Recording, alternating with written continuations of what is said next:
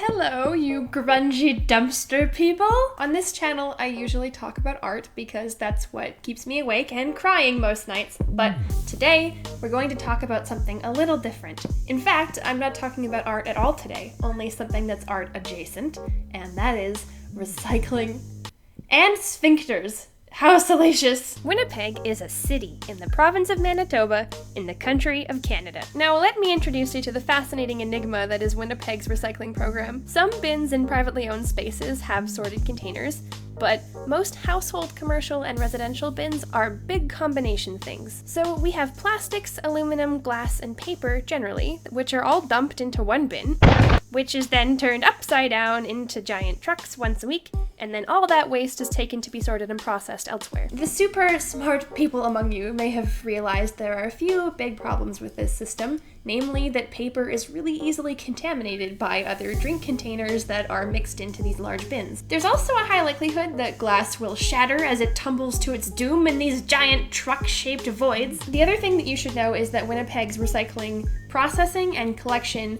are handled separately by private companies. A few years ago, Winnipeg changed contracts so that the company Emterra would no longer handle both processing and collection for our recycling, partially because when the city transitioned into using a different kind of bin, Emterra had a lot of problems. If nothing else, you have to acknowledge that if Winnipeg's recycling services were handled by our city's government, then we wouldn't be having to waste money on these lawsuits, and those funds could be redirected to things like education, or, I don't know, updating our recycling services. What's more, the city of Winnipeg only recycles certain types of plastics. So while your plastic products may say they're recyclable, if they end up on our recycling center's conveyor belt and they're a type of plastic packaging, for instance, they'll be shipped off to the landfill to poison the planet. That sounds reasonable. This is where things get juicy. Not too long ago, the CBC interviewed some representatives from Emterra, and they put out an article talking about how it's all the general public's fault that our recycling has been increasingly contaminated over the past few years. Can you guess how I feel about this? Our waste diversion supervisor, Mark Kinsley, stated that people need to change the way they think about recycling. We're just kind of chucking things into bins, assuming they're recyclable, even though we aren't entirely sure. Kinsley says that approach isn't good enough anymore. If you're not sure, you find out. Mark, it's not that easy. I'm sitting here with a label that's written almost entirely in Hangul. But the one thing that I do understand is that there's a little indicator on the label, still written in Hangul, with a little thing that says other underneath it, and I see these little twirly recycling arrows. So the one thing that I know for sure is that this plastic label is telling me that it can be recycled. So you're telling me one thing, this label is telling me another, and the bins are telling me nothing at all. I also don't think that researching the recycling program of your new home is really intuitive. The bins already have instructional lists on them, and exhaustive they are not. I wouldn't really expect anybody to read a list like this and then assume that, like, the city maybe withheld some information. If anything, this kind of a list implies that there's more that can be recycled that isn't actually listed here. Like, does this actually communicate anything to the people who are using your service? Food containers, okay, but apparently not fast food containers. Plastic packaging, oh, okay. So I can recycle my instant latte wrapper thing? No? So wait a minute, where's the expose about the lack of clarity in our recycling program?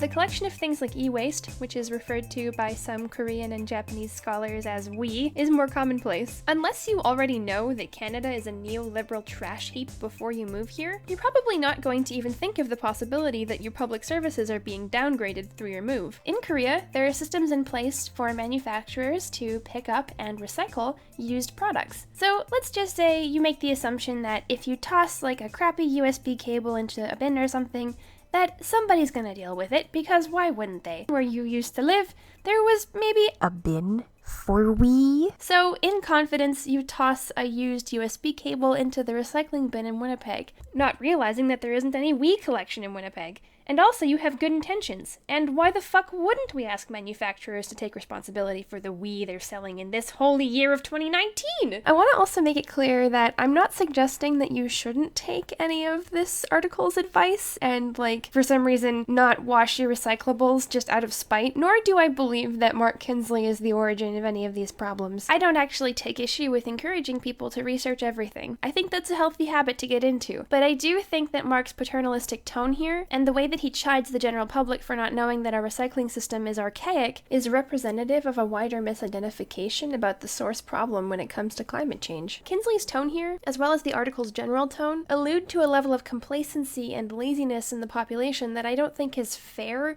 or really accurately placed. I believe that we need to refocus the conversation around climate change and everything that caused it onto the people who have had the greatest amount of effect. The CBC has a whole series of articles like this, with a disproportionate focus being placed on the way that residents in the city are expecting the system to fucking operate the way that it's supposed to. Expecting people who don't have nearly the amount of resources that Emterra and their competitors do to solve problems that they're creating isn't good enough anymore. Our pal Mickey Mackle Kibblebappers makes another appearance on a different CBC article that's condescendingly entitled Winnipeg.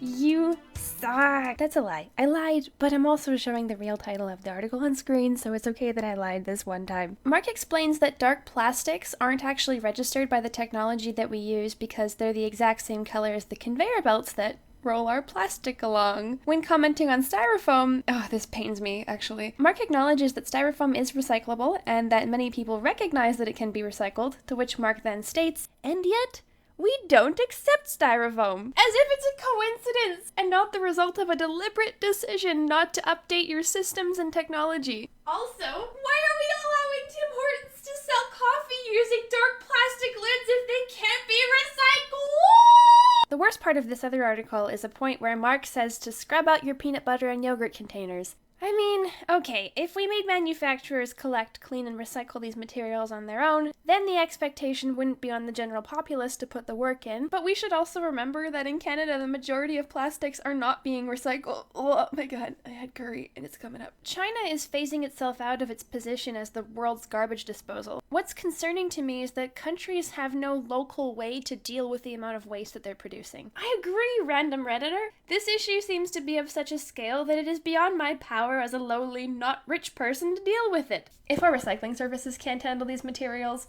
what are we supposed to do in the meantime? Chuck them in the landfill?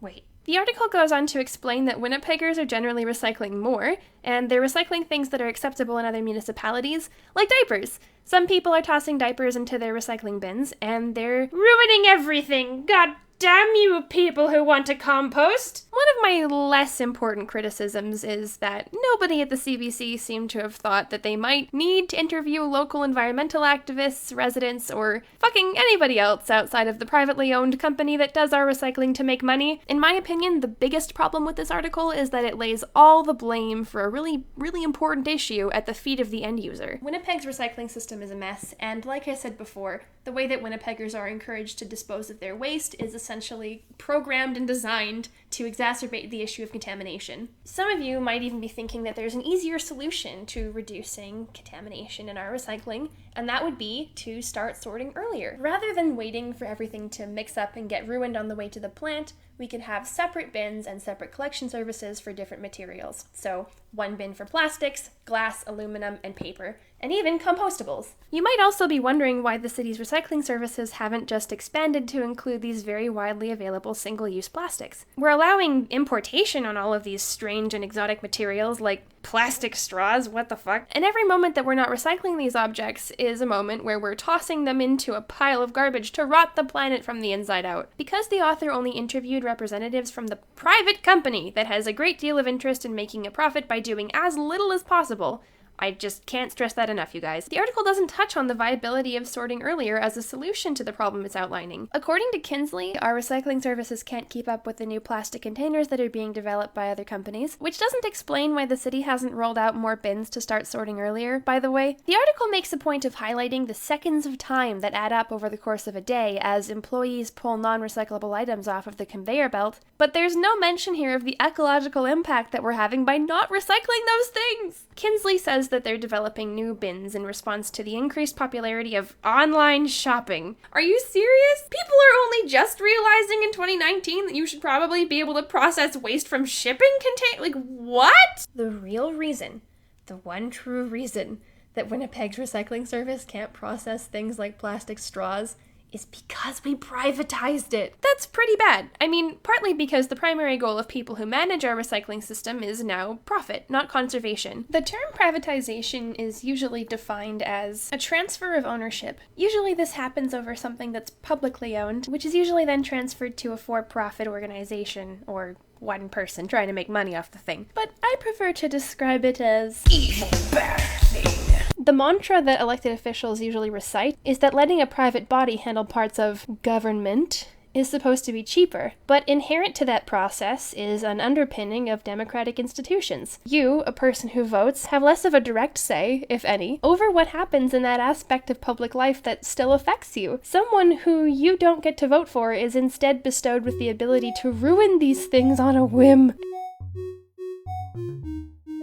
Emmy Lung was apparently once named one of the most profitable or powerful female entrepreneurs in Canada. I say apparently because the page listing that information seems to have disappeared, and Emterra is clearly able to afford a multi-million-dollar lawsuit against our municipal government. Emmy Lung is obviously no oil baron, but her company has a noticeable presence in Canadian municipalities. They're not starved for cash. Building a more sophisticated apparatus for processing more kinds of plastics would be expensive, yes, but that's what this service is for. And please don't try to tell me Emterra isn't able to foot the costs. If they aren't able to, genuinely, I have to assume that there's been a misallocation of resources. Like, think about it. The argument that Emterra and its reps are essentially making is that you should keep polluting the environment until they can stop dragging their feet on the one thing they're supposed to be able to do. What baffles me is that in Manitoba, consumers are already taxed for every plastic bottled beverage that they buy. Lots of retailers charge about 5 cents each for plastic bags instead of just not offering those materials that don't compose. When I worked in games retail, we were expected to charge an eco-tax on the sale of headsets and other electronics. These taxes are a lot like that CBC article in a way. They're a misdirected attempt to address a systemic problem, namely that plastics are produced at all, and there's no easy mode for the general public to recycle things like electronics, nor is there any real incentive for megacorporations that are creating these materials to switch to greener solutions. It shouldn't be a matter of waiting for a corporation to choose to be better, and even then, I don't think the solution to global warming is to just reroute the interests of oil-fueled oligarchs into green energy and then pat them on the head for it. Don't you think it's strange that the people that we'd tax or punish would be the end user, the consumer,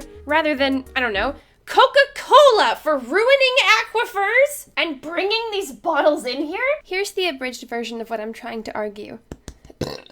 Articles like this essentially detail symptoms of societal ails while suggesting that concentrating on those symptoms will be cheaper for companies to deal with. Like, I think we missed the point here. What I'd like to see from journalists focusing on topics that relate to climate change can be expressed in a handy list format. Number 1, acknowledge that the efficacy of processes like recycling can make or break our efforts to reverse climate change. If our recycling system doesn't work, we need to make it work. If this plastic isn't being recycled now, it's going to end up in phytoplankton, and then eventually fish probably, and then me. Secondly, I'd like to see in-depth analysis into the chain of production. Who's primarily producing it? And if it's not being recycled, then how can we address this problem earlier on in the cycle? Lastly, blame individuals in proportion to the amount of power and wealth that they wield. It makes no sense to me that the majority of the discourse around recycling and climate change more broadly would focus on the ways that people who are barely scraping by are not doing enough, when there are people who have wealth and political influence that is equivalent to entire countries, doing more damage in one day than the entire population of Winnipeg could do in a single year.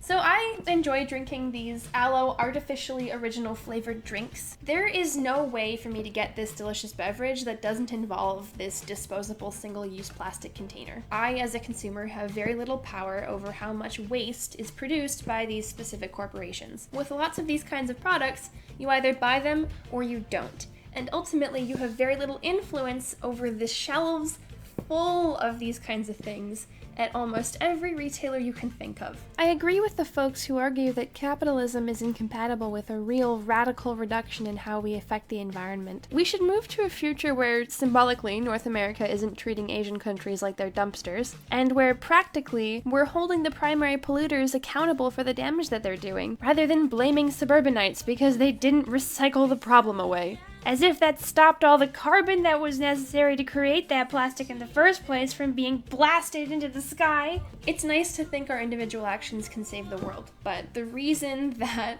global warming has become this species extinction level crisis that it has isn't because some people weren't washing their yogurt containers. That's not to say that I'm not even a proponent of individual direct action. Like, I have this bag full of plastic labels that tell me that they can be recycled, but which my city cannot actually process. So I'm waiting until the day that my recycling system can actually do what it's meant to do. I also go on walks and seek out plastic litter to bring home, specifically drink containers, because I have to believe that individual action can affect change in some way.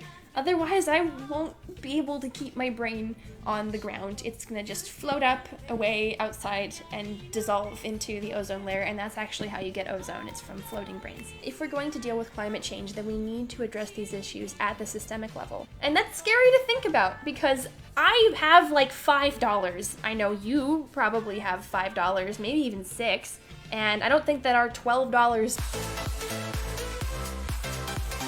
together is going to solve this problem that was created by people who have millions of $12. While learning about Winnipeg's recycling system may not be entirely stimulating, I hope that you'll go and, from here on out, try to become aware of the way that your municipality deals with waste and recycling. I hope you'll question whether or not we can actually manage climate change by trusting private companies to just kind of do better. I'm also not going to tell you to vote with your dollar because, contrary to what the corporatists will tell you, that's actually not the solution to preventing the end of life as we know it. The next time someone tries to tell you that it's your fault that plastic isn't being recycled, even though recycling companies are notoriously awful at recycling plastic, I hope that you sneeze on their shoes. Oh, and I promised sphincters. So here is a pyloric sphincter. I think it's located near the stomach. Is this like allowed? Fun fact, the anus is probably also a human sphincter.